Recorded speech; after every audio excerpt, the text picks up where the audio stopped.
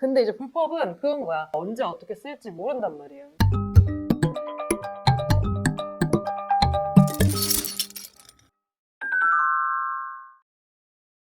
일단 사실 성범죄 같은 경우에는 두 사람 사이에 이제 좀 밀폐된 공간에서 일어나는 범죄이기 때문에 좀 뭐 CCTV라든지 어떤 좀 객관적인 증거가 있기가 좀 어려워요. 그래서 뭐 되게 다행스럽게 우연히 그 어떤 그 순간에 녹음이 눌러져 있었다라고 하는 경우도 있었어요. 그러면 굉장히 주요한 증거로 작용이 되는데 그게 아니라면 그 범행 현장 그 당시에 그건 없더라도 이제 대화 내용이 있을 수 있죠. 그래서 이제 제일 좀 기본적인 거라면 통화 녹음이 있어요. 전화를 하면서 뭐 그 사건에 대해서 얘기를 해서 뭐 상대방이 인정하는 뭐 미안하다라는 내용이 담겨 있는 전화 녹음이 있거나 혹은 만났을 때 이제 사과를 받아내는 그런 부분 결국 정리를 하면 녹취 파일이 일반인들이 구하기에는 제일 쉽고 주요한 증거가 될 수 있거든요. 이제 좀 착각하시는 것 중에 하나가 고지하지 않고 녹음을 하면 그거를 뭐 증거로 쓸 수 없다라고 생각하는 경우도 있어요. 근데 사실은 그걸 고지를 하면 누가 뭐 그거에 대해서 얘기하기 좀 어렵잖아요. 사실 어떤 뭐 증거 수집을 위해서 가이드를 만난다라고 하면은 누구나 사실 안 밝히는 게 사실은 좋죠. 그리고 이제 이게 통비법 위반 여지가 있어서 이게 불법이냐 아니냐의 문제가 있는데 사실 대화자 간의 녹음은 얼마든지 할 수 있어요. 그러니까 뭐 3명이든 4명이든 5명이든 내가 그 사람에 속해서 대화를 만약에 하고 있다면 그걸 녹음하는 거는 그들에게 알렸건 알리지 않았건 다 증거로 쓸 수 있고 그게 불법은 아니에요. 근데 이제 불법은 그건 거야.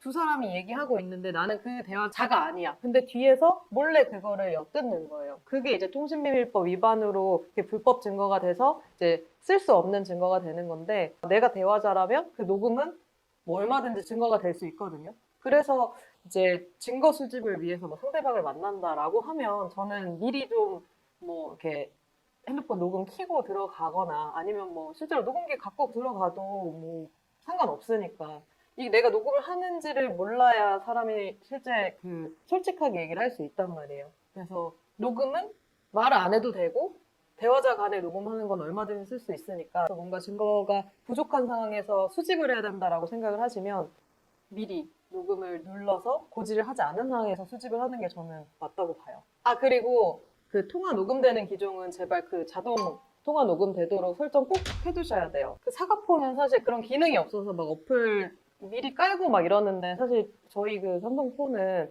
이 기능만 해놓으면 내가 신경 안 쓰고 있어도 자동으로 통화 녹음 되잖아요. 그러면은 나중에 사실 무슨 일이 있을지 모르는데 그 자동으로 기록되어 있는 그 녹음 파일 쓸 수 있도록 무조건 그 설정의 기능 켜두셔야 돼요. 꼭 확인해서 안 켜져 있으면은 켜두시는 것을 추천드립니다. 이게 꼭 내가 고소를 준비해서가 아니고 뭐 업무나 학업을 하실 때도 누군가랑 통화가 언제 어떻게 쓸지 모른단 말이에요. 이제 뭐 그냥 단순히 여태까지 쭉 일기 안 쓰던 사람이 그 범행 뭐 며칠만 쓴 거야. 3일?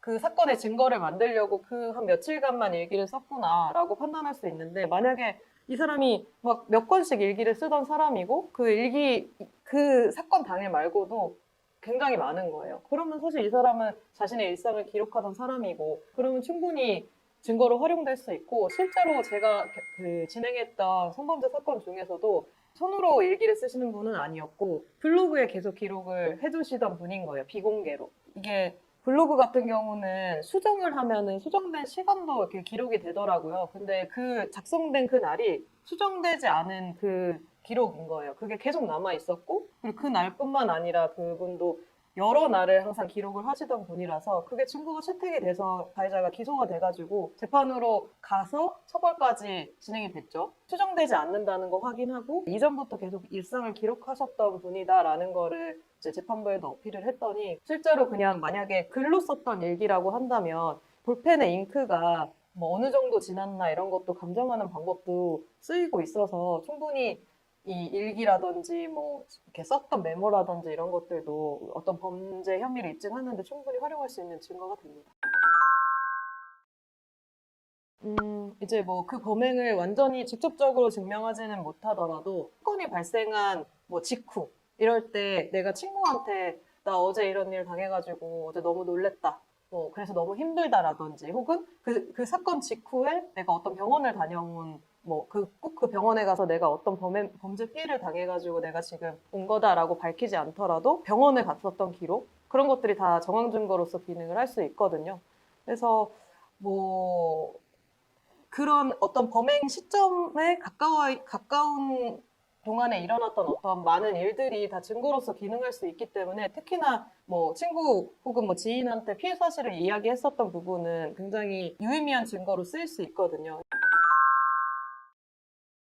이제 이러시는 분들이 있어요. 그 상황이 생각나서 뭐 친구한테 얘기했었던 거나 혹은 뭐 가해자랑 얘기했었던 것들조차 그냥 방 나가버리고 그냥 지워버리는 경우가 있거든요. 근데 이 카카오톡 대화 내용이 포렌식을 하더라도 방 나가면은 안 나오는 경우가 진짜 많아요. 그래서 그 순간 너무 열받아서 얘랑 관련돼 있는 거 다 지워야지라고 하면서 막 다 지워버리면 나중에 증거가 없어가지고 이렇게 고소 진행해도 증거불충분으로 끝나는 경우가 있기 때문에, 어떤 대화 내용이라든지 이런 것들은 그 순간 너무 열받아서 지우고 싶으면 캡처를 해서 어딘가에 따로 보관을 해두고 그냥 남겨두는 게 제일 좋지만,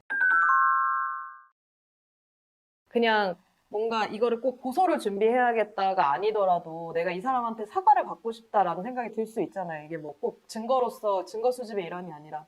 그러면 나중에 어떻게 될지 모르니까 그냥 너 어제 왜 그랬어? 이거 해서 미안 이러버리면 나중에 얘가 사과했어 해가지고 저한테 이렇게 보여주면 이게 뭘 사과한지 좀 잘 모르겠는 거예요.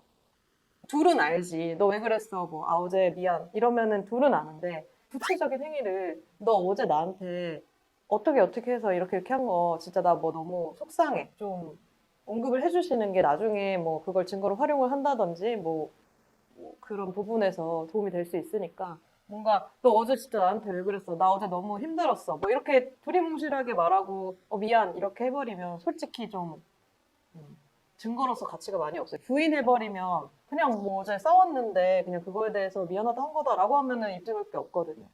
구체적인 행위를 언급해 주는 게 좋아요. 그리고 반대의 경우에 뭔가 상대방이 내가 안 그랬는데 구체적인 행위를 언급하면서 나한테 사과를 요구한다라고 하면 그냥 그 순간을 넘어가려고 사과하면 안 되고, 무고의 당사자가 될 수 있으니까 안 그랬다면 그냥 또 딱 잡아떼야 되는 거예요. 거기서 내가 사과하고 얘를 달래면 넘어갈 수 있겠구나 하면 안 돼요. 그냥 그게 정말 주요한 증거가 돼버리니까. 사실 상대방한테 사과를 받는 것만이 어떤 이 사건의 주요한 증거가 되는 게 아니에요. 사실 말 거는 것도 싫을 수 있고, 그리고 섣불리 괜히 사과를 받으려고 연락을 했다가 오히려 거기서부터 그냥 바로 부인해버리면 이게 또 고소 진행하는 데 있어서 오히려 불리한 정황이 될 수도 있단 말이에요. 그래서 만약에 뭐 내가 어떻게 해야 될지 모르겠다, 뭐 상대방한테 연락을 하는 것도 너무 싫다, 근데 어쨌든 내가 피해받은 상황을 입증하고 싶다라고 하신다면 일단 변호사 사무실에 오셔서 상담을 받아보시는 게 좋아요. 왜냐하면 내가 가지고 있는 이러이러한 증거로도 지금 고소를 진행할 수 있는 상황이라면 굳이 내가 뭐 상대방한테 사과를 받아서 고소를 진행해야 되는 건 아니니까, 지금 현 내 상황이 어떤지, 내가 지금 가지고 있는 증거가 어느 정도 되고 이것만으로 고소를 진행했을 때 어느 정도의 가능성이 있는지, 이런 부분들을 판단받기 위해서라도 변호사 사무실에 오셔가지고 상담을 진행을 하시고, 만약에 증거가 너무 부족해가지고 상대방한테 사과라도 받아야 된다라는 상황이라면 어떤 식으로 접근해야 되고 어떻게 말을 해야 되는지 상담을 받고 진행하시는 게 더 나으니까, 일단 섣불리 내가 먼저 뭐 상대방한테 접근을 해서 말을 건다 이런 걸 생각하지 마시고, 일단은 와서 내 현재 상황이 어떤지를 좀 판단을 받아보시는 게 좋을 것 같습니다. 이게 증거가 될까라고 생각되는 부분들도 실제로 이 범죄를 입증하는 데 있어서는 주요한 증거가 되는 경우가 많아요. 그래서 얘기를 들어보면 저 근데 이것만으로도 고소 진행할 수 있을까요? 라고 말씀하시는 분들 가져오시는 자료를 보면 너무 충분한 증거가 있고, 뭐 친구랑 대화했었던 내용, 그 범죄 피해를 당하던 그 순간 뭐 친구한테 나 지금 뭐 이러이러한 일이 있어 이렇게 대화했던 내용들이 다 있음에도 불구하고 걱정하신단 말이에요. 그렇기 때문에 혼자서 섣불리 진행을 하려고 하기보다는 전문가의 상담을 받아보시고 진행하시면 혼자서 진행하신 것보다 분명 좋은 결과가 있을 수 있으니까 두려워하지 마시고 변호사 사무실에 오신 다음에 상담 꼭 받아보시고 진행하시기를 추천드립니다.